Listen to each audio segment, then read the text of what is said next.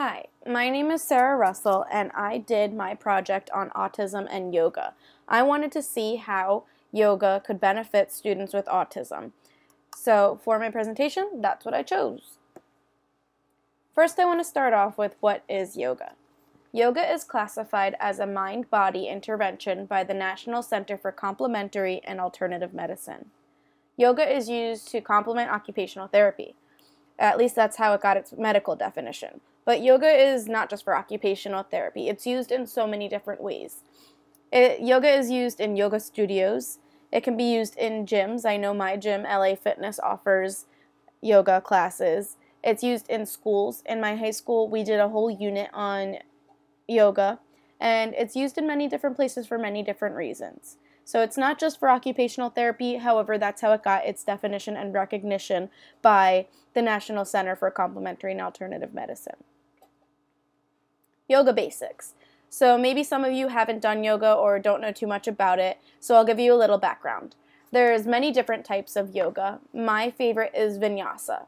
Vinyasa is the type of yoga that focuses on coordination of breath and movement. It's one of the types of yoga that's actually more physically active. There are more relaxed forms. So each type of yoga has a different focus. For example, another type of yoga is Bikram yoga, and it is the method of yoga that is a comprehensive workout. It includes all the components of fitness. So it includes muscular strength, muscular endurance, cardiovascular, flexibility, and weight loss. So depending on what population you're working with, what type of person you're working with, you're going to pick a different style of yoga. So it depends on who you're teaching the yoga to decide what type of yoga you're going to be doing. Maybe you want to start off with a more easy type of yoga and build into a more difficult type, or depending on what you need from yoga, you will choose a different style. So basic yoga poses. In this picture, you can just get a glimpse of what some of the basic yoga poses are, and it gives you an idea of the different motions that you do. Most yoga poses are done as a motion of fluid movement, and they're done together. However, when you look at it like this, you can see it broken down, and you can see that it is very simple when you break it apart. Just putting it all together is sometimes the difficult part. I have a quick video I want to show you. It's about autism and yoga, and it shows the intervention of yoga before we begin into looking into it more in depth.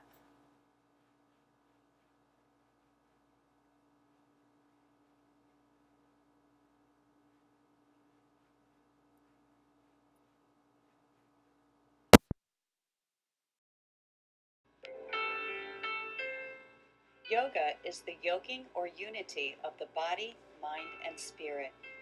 Developed over 5,000 years ago in India, yoga began as a foundation to develop higher levels of awareness and knowledge, effectively calming the body and quieting the mind. Students with developmental challenges often exhibit a diversity of symptoms and issues. Development requires growth, change, and adaptation in many areas on many levels. Yoga can assist in developing the awareness and ability to pay close attention and be consciously present. Yoga is attention training that can be easily integrated into everyday life. Students can learn at their own pace, through their own perspective, in a peaceful environment. As a registered yoga teacher and a special educator for over 30 years, I have witnessed firsthand the incredible benefits of yoga for our population with developmental challenges. The health benefits, the development of necessary boundaries, respect, focus, listening and attention skills, organizational skills, gross motor and fine motor skills, balance, coordination skills, perceptual skills, and calming of the senses needed in social situations, in the classroom, and in life. It is beautiful to see the increase of self-esteem, enhanced focus, and an emergence of an overall contentment and joy. So in that short some of the benefits that yoga has for students with autism, but we're going to, of course, look a little bit more in depth than that. So this is a huge list of all the benefits of yoga and who it can help and how it can help. However, I'm just going to go through it and mention the ones that our students or population with autism can really benefit from. The first I see on the list is anxiety, and then there's stress, and I come to OCD. OCD, not necessarily that they're diagnosed with OCD, but our population has a hard time deviating from what their routine might be. So it is important to be able to break that routine every once in a while. Maybe in school there is an assembly and you need to be ready for that change. So it can help there. Attention and focus and hyperactivity are all areas that students with autism struggle with. Motor control, gross and fine. Social skills, behavior, anger, irritability, noncompliance, emotional bonding, and proximity. Proximity in the sense that maybe they don't know how close to be to a person, or they don't like when a person is too close to them. The next part is the objective of yoga. So the overarching idea of yoga is to enhance behavioral and academic functioning with students with autism when we're looking at this population and the implementation of yoga. So our population will struggle with atypical behaviors, which are behaviors that maybe you or the student or child's or individual's peers are not expected to see. So they might actually alienate themselves a little bit more by performing these atypical behaviors. Focus for students with autism spectrum disorder is sometimes an area where they struggle. Maladaptive behaviors, behaviors that are unwanted or undesirable. Anxiety and relaxation. So they might struggle with anxiety and really need to learn how to relax in situations where they are struggling. And by using yoga to help them, they will then know how to control these situations and how to implement the relaxation techniques that they learn in social situations. So yoga can help them deal with these situations a little better. So why did I pick my project to do on yoga? I love yoga. I began practicing it about a little over a year ago, and it's really been a great experience for me. So I, as a teacher, a special education teacher, would love to see how yoga could help my students. I'm always looking for new methods to get my students out of their seats, as having special education students in their seats too long, or any students in their seats too long, really interferes with their learning. So I know it's important for my students to get brain breaks and to get the stimulation that they need, and if yoga can be the answer to that, I thought that would be a really interesting perspective to look at. If it's something I love, then I can share my passion with my students and they can maybe love it too. Yoga is a new research, so I thought it would be something interesting to look into, something I haven't heard a lot about, and it's something that more people should be looking into, so I thought, why not get the word a little bit more out there? And yoga can be beneficial to everybody, not just students with autism spectrum disorder. However, I thought it would be awesome to see how it could help this population and see how it can help everybody grow. But it's an intervention that can be used as a general education intervention, maybe an autism spectrum intervention, or an emotional support. Those students really struggle with their behavior and their ability to relax in situations where they might be a little angry. So I could see yoga helping in many situations, but in this situation, we're going to apply it to autism spectrum disorder. The next one is how to incorporate yoga.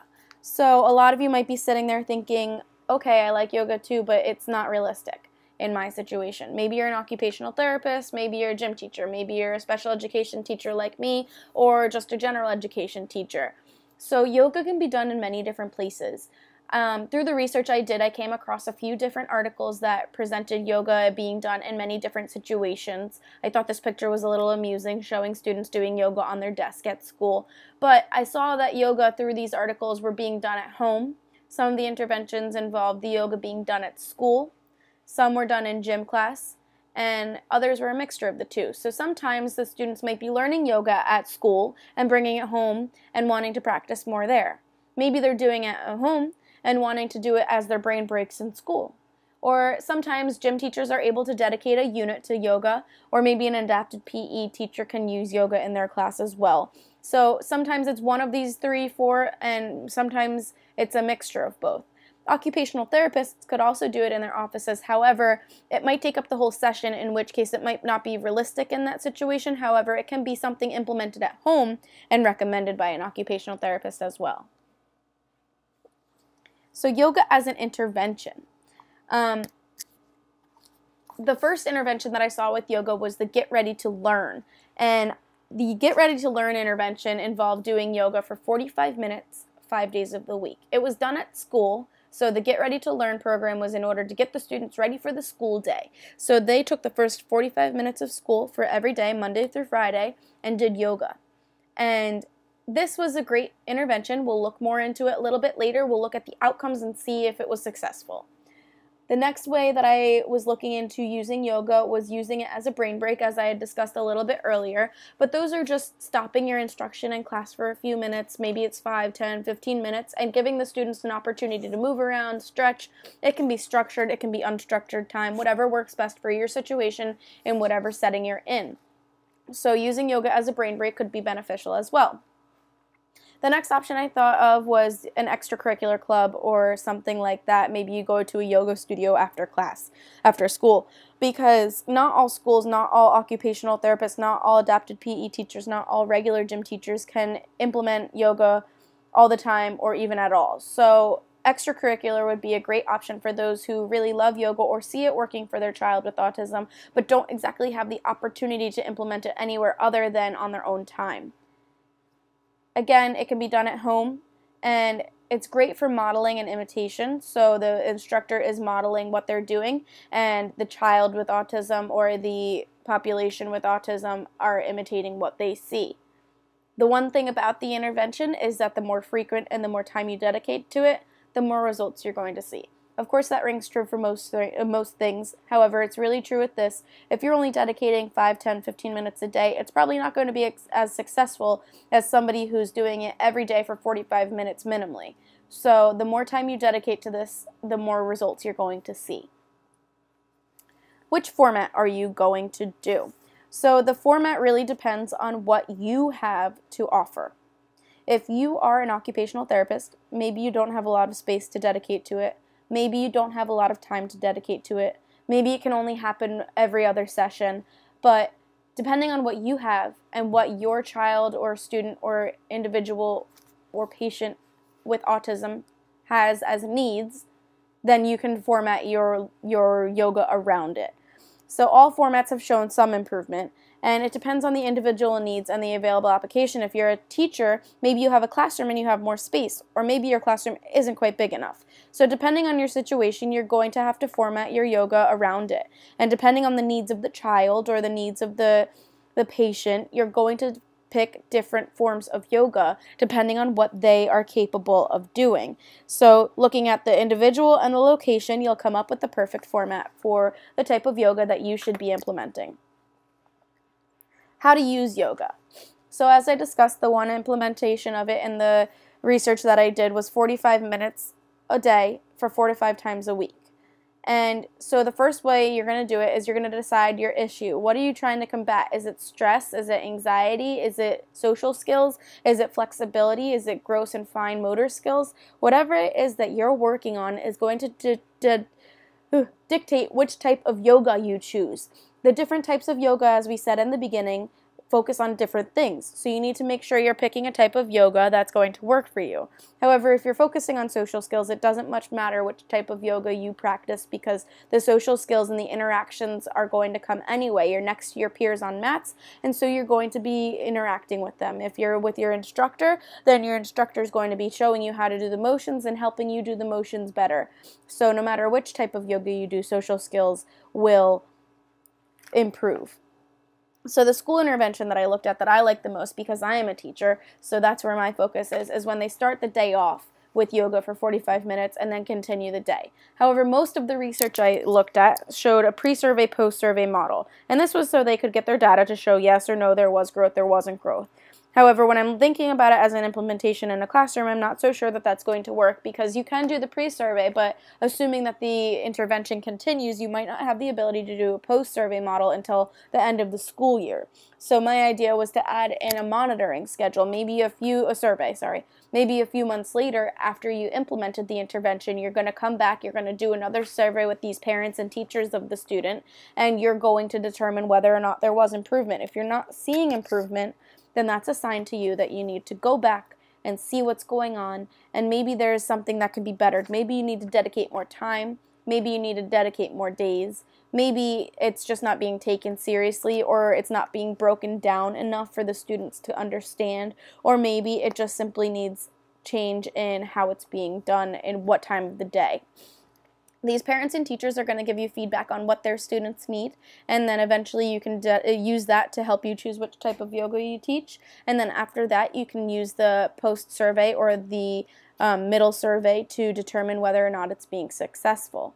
So again, you're going to be modeling the skill for yoga, and that's where another item comes in. Not all people in the world are trained yoga instructors. So you need to make sure that if you're in a school or you're an occupational therapist or you're an adapted PE teacher, that whoever is teaching the skill is a trained yoga professional. So you can have the option of training staff, bringing in somebody who is trained in yoga. You can have a video that has a trained yoga professional on it, and in which these cases the video might actually work best for our population with autism because you can repeat the video. And our population with autism really enjoy when they know what's coming next and what's expected of them. So maybe you have 3 yoga videos and you rotate them and use them periodically, and the students will adjust to them and understand what's coming next, and they'll feel comfortable and more comfortable as time goes by doing what's expected of them. So who will yoga work for? Again, we had that list in the beginning that showed us the benefits, but we want to think about who it's going to work for. So obviously, if this project's for autism spectrum disorder, it's going to benefit students with autism spectrum disorder or children, individuals. Also, it's going to help reduce anxiety, so anybody else other than our autism students that are struggling with anxiety can also benefit from this. Anybody with OCD or has problem with change can benefit from it. Somebody who needs help with their social skills. Anybody with concentration and focus issues, so maybe our ADHD students as well. Behavioral challenges like the emotional support students. And sometimes we have students that have a mixture of these different disabilities, and that would be multiple disabilities, and they can also benefit from it. But if we go back to the way beginning, everybody can benefit from it. I do yoga, I love yoga, it benefits me, and I think you can see from this that everybody can benefit from yoga, whether or not you're thoroughly struggling with some of these areas or it's just something that can better your life. Where can it be used? So we talked a little bit about space, and that is the biggest thing. Do you have space where you can do this yoga? Yoga is a physical activity. It takes up space. So if you don't have space to dedicate to this intervention, it might not be the best for your situation. You're going to have students, especially as an adapted PE teacher, that are in different situations, maybe a wheelchair, or maybe their gross motor skills aren't fantastic, and you're going to need more space. So accessibility is a big key factor to whether or not you should be using this intervention. If you're in a classroom and you only have a few students, maybe it'll work out. But if you have a classroom full of students, you might need to think about reserving the gym to do this. If you are an OT, maybe it's only you and one other patient, and it might work out. But if you have group therapy, then you might need some more space. If you're a gym teacher, are you sharing the gym with anybody else? Do you still have room?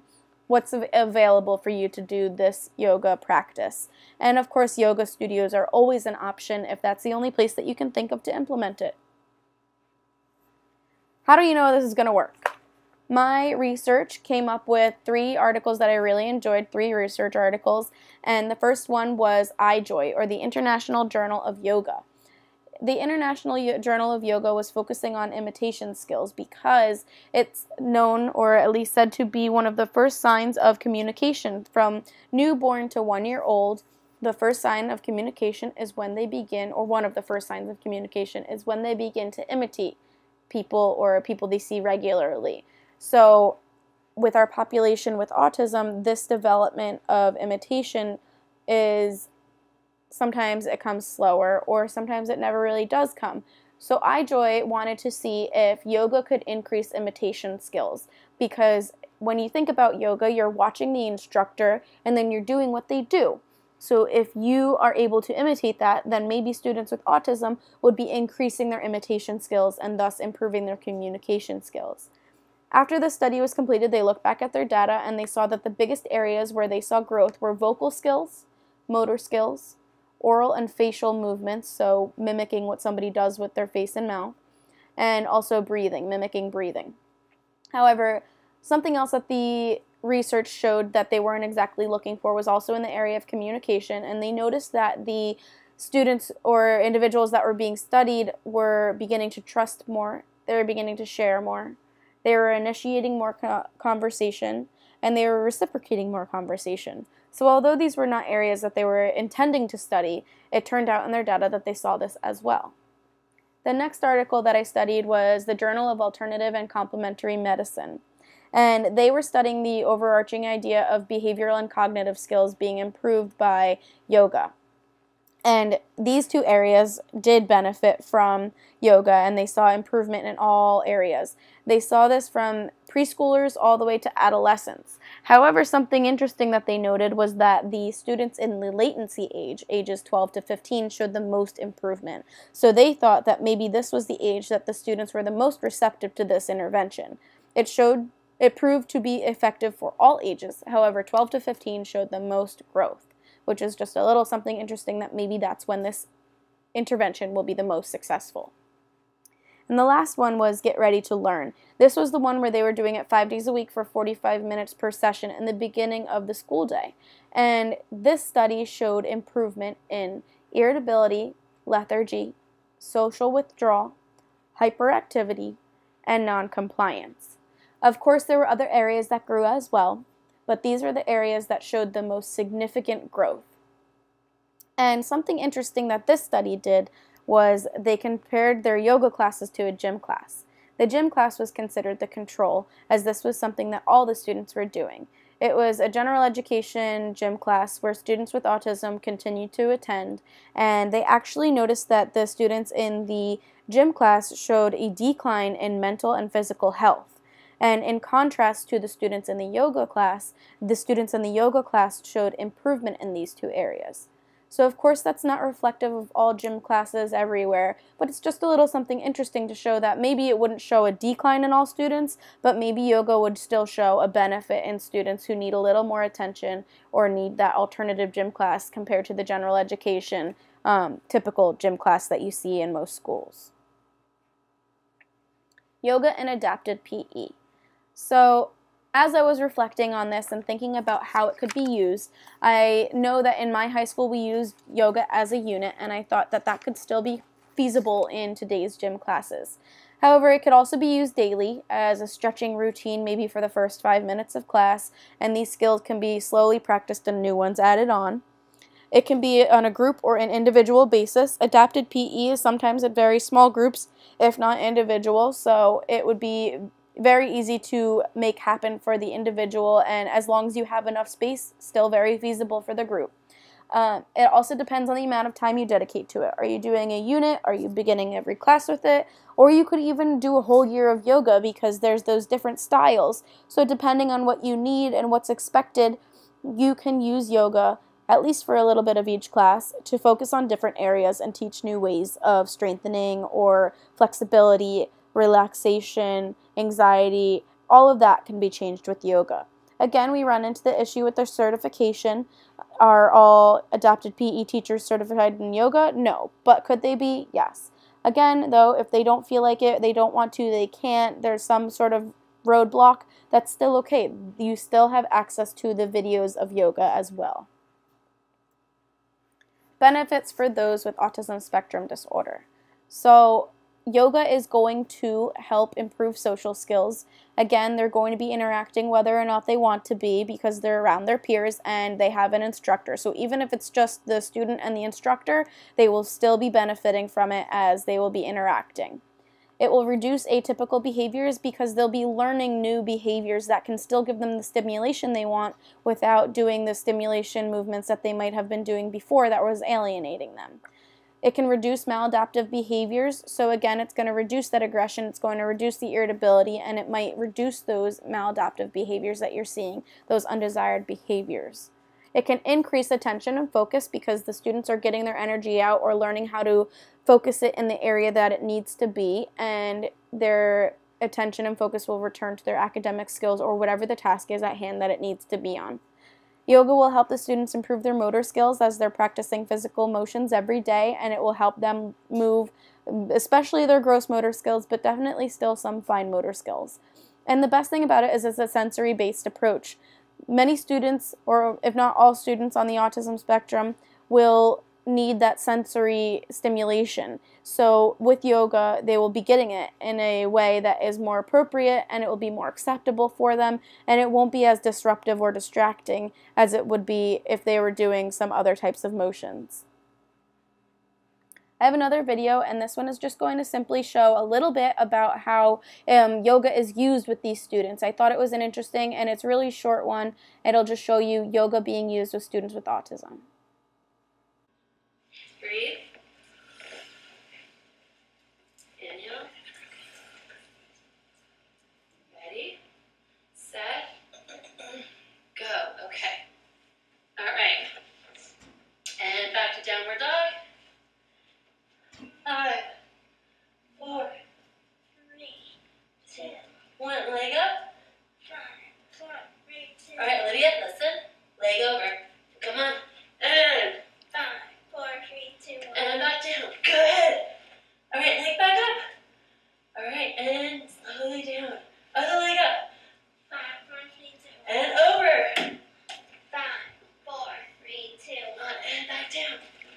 5, 4, 3, 2. And rest. Good.